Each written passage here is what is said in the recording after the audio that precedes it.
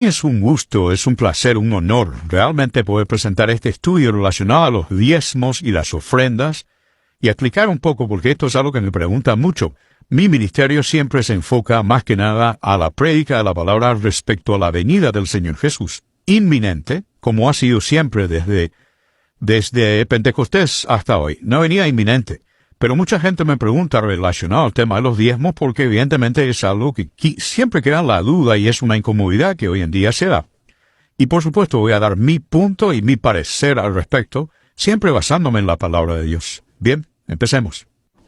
Hay un principio fundamental en la palabra y es el tema de la siembra y la cosecha.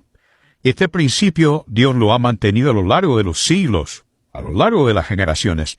Y esto no va a acabar de ser así porque Dios en su corazón lo que realmente quiere es que nosotros seamos honestos y seamos sobre todo movidos por el amor para los que necesitan y para el ministerio de la prédica de la palabra. Y vemos en el Nuevo Testamento, Lucas dice esto: den y se les dará. Medida buena, apretada, sacudida y rebosante se les dará en su regazo, porque con la medida con la que miden, se les volverá a medir. Y de vuelta Pablo también dice esto en 2 Corintios 9:6. Y digo esto: el que siembra escasamente, cosechará escasamente. Y el que siembra con generosidad, también con generosidad cosechará. Ven que esto es un principio relacionado a la siembra y la cosecha. No es un principio ya relacionado al diezmo, que era una ley que existía en el Antiguo Testamento para mantener a la tribu de Leví, que no tenía heredad, para ofrendar sacrificios por el pueblo en el templo. Pero ya ha venido Cristo, que es el verdadero templo, y ya habiendo presentado su cuerpo como sacrificio absoluto, ya no era necesario continuar con la ley del diezmo, porque Cristo mismo es el que cumplió la ley en sí mismo. Por lo tanto, ya no habiendo tampoco templo en donde ofrendar, esa ley quedó completamente abolida, pero sin embargo, el principio de la siembra y la cosecha jamás se abolió. Continúa, y esto lo vemos en los dos textos que acabo de mencionar. Sigamos viendo. Gálatas dice: porque el que siembra para su carne, de la carne cosechará corrupción, pero el que siembra para el Espíritu, del Espíritu cosechará vida eterna.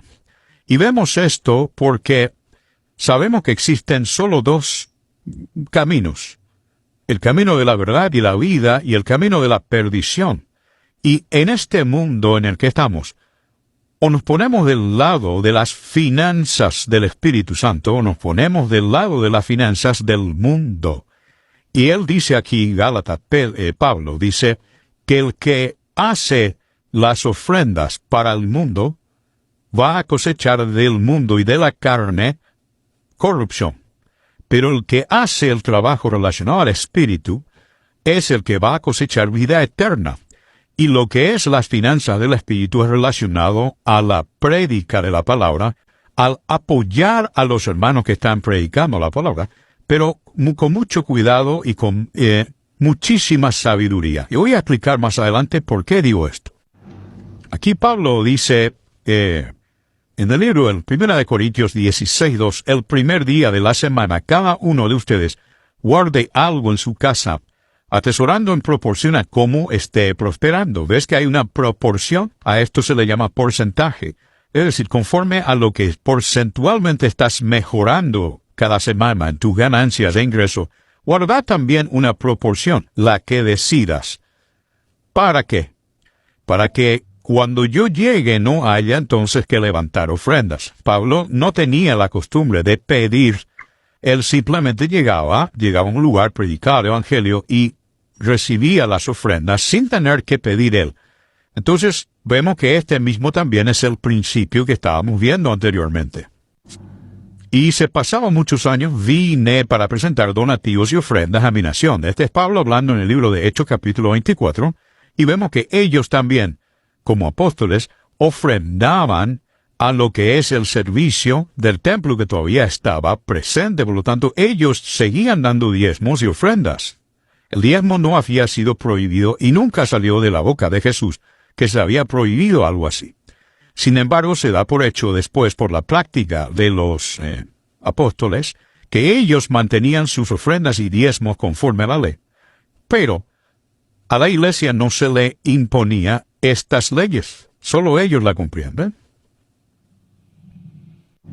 Y miremos esto, dice, habiendo dicho arriba, sacrificios y ofrendas y holocausto, y no quisiste por el pecado, ni te agradaron cosas que se ofrecen según la ley. Ves que a Dios no le agrada nada eso. Eso era una especie de muestra de lo que había de venir, porque el verdadero sacrificio que a Dios le agradaba es el que hizo Cristo en la cruz del Calvario, siendo santo completamente y ofreciendo su propio cuerpo como sacrificio para todos aquellos que por quienes Él murió, quienes iban a creer en Él. Entonces, a partir de Cristo en adelante, esta ley, ven que queda sin efecto. A Él no le agrada. Pues todo sumo sacerdote es puesto para ofrecer ofrendas y sacrificios, y de ahí que era necesario que Él tuviera algo que ofrecer, su propio cuerpo. Este es Cristo, ¿no? Es Pedro hablando de esto. Y aquí entro en la parte fundamental de este video. Lo que no le agrada a Dios respecto a las ofrendas, respecto a lo que se pide hoy en día en las iglesias. Y voy a empezar con este texto. Primera de Timoteo 6, del 6 al 8. Dice así, es cierto que con la verdadera religión se obtienen grandes ganancias. Aquí está reconociendo que con la verdadera religión también se obtienen ganancias. Pero,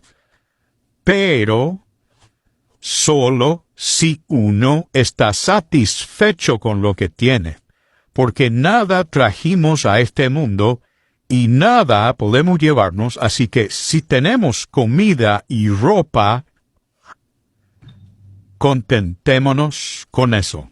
Esto ya se lo digo a los hermanos pastores, líderes de la iglesia actual, que recordemos lo que el apóstol Timoteo decía. Contentémonos con comida y ropa. ¿Sí? ¿Por qué? Porque los que quieren enriquecerse caen en la tentación y se vuelven esclavos de sus muchos deseos. Estos afanes insensatos y dañinos hunden a la gente en la ruina y en la destrucción. Ahora no, esto de ruina no significa precisamente pobreza. Sabemos que hay muchos ministros enriquecidos hasta arriba y probablemente tienen para vivir 3, 4 generaciones. Pero la ruina y la destrucción es caer de la gracia por causa de los afanes insensatos y dañinos del dinero. Por favor, hermanos pastores, entiendan esto. No caigan en el amor al dinero. ¿Por qué? Porque el amor al dinero es la raíz de toda clase de males, toda clase de males. Por codiciarlo, algunos se han desviado de la fe. ¿Ven? Desviar de la fe, ir para otro camino. Y se han causado muchísimos sinsabores. Y Jesús mismo, entendiendo esto, hizo esto. Y después de hacer un látigo de cuerdas, los echó a todos del templo, junto con las ovejas y los vacunos, desparramó el dinero de los cambistas y volcó las mesas. ¿Por qué? A esto se le llamaba los mercaderes de la piedad. Hacían dinero por causa de la ley, gracias a la ley, aprovechándose de la ley, como muchos hacen hoy en día, pidiendo más allá de lo que corresponde, y haciéndose mercaderes de la piedad, que es lo que el Señor sabe y exige, que no caigamos en eso. Por eso, si has propuesto en tu corazón ofrendar para la gloria de Dios, para su obra, hazlo en un lugar donde se sabe que se predica la palabra de verdad, donde se ayuda a otros también. Porque al Señor le gusta esto, le gusta la piedad, le gusta el amor, y sobre todo el amor, porque esto es lo que va a permanecer para siempre. Dios te bendiga y espero que hayas entendido, que te haya sido de bendición. Y muchas gracias. Un saludo.